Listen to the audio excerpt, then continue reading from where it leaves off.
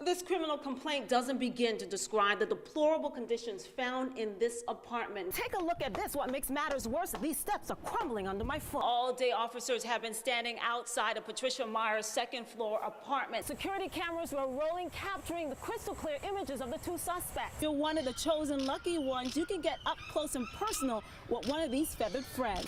Oh, I see.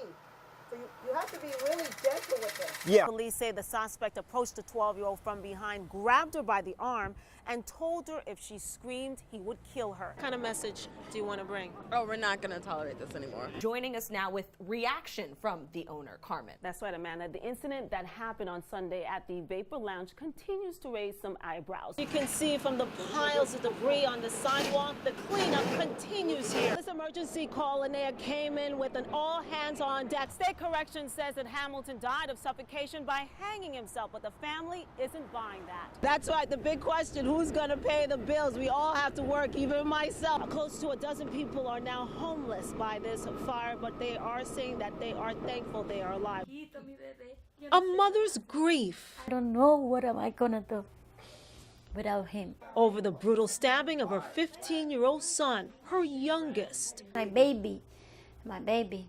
Leandra Felice says the past 24 hours has been a daze, a nightmare she can't wake up from. They kill me and they leave me alive.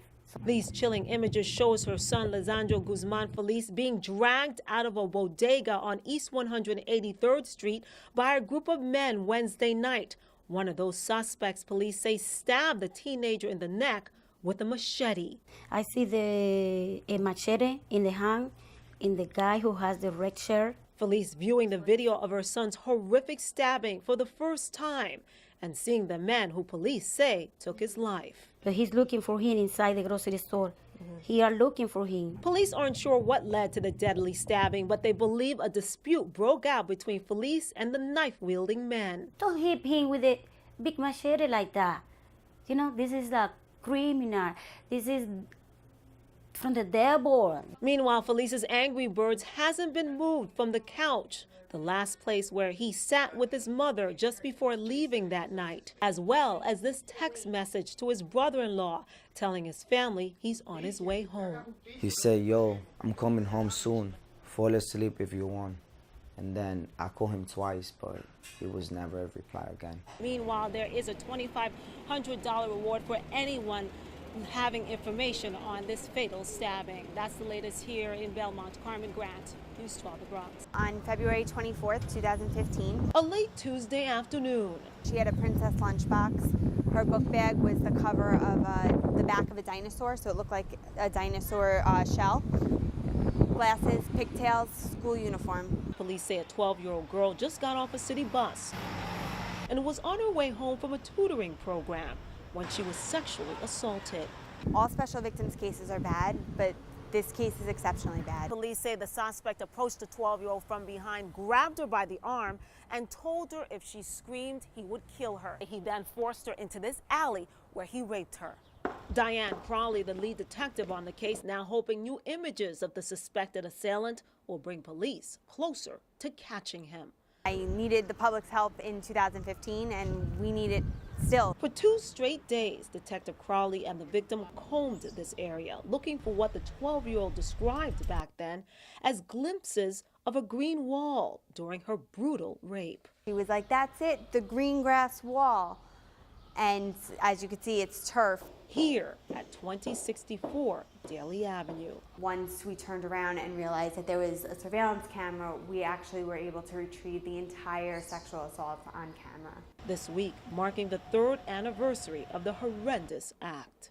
This newly released video by the NYPD shows the suspect walking with his victim. The video that is being released at this point in time is when he initially grabs her by the arm and they pass the school on the corner of East 179th Street and Crotona Avenue.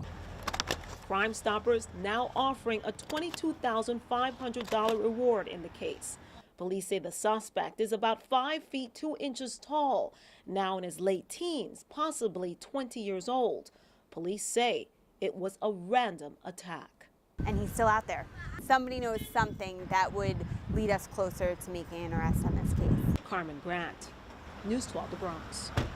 You're getting a peephole view inside this Kingsbridge apartment. Our cameras rolling as rats feed on discarded food and flies buzz about. It's where police say Charlotte and Wilfred Lewis had their 4 children living in filth and squalor.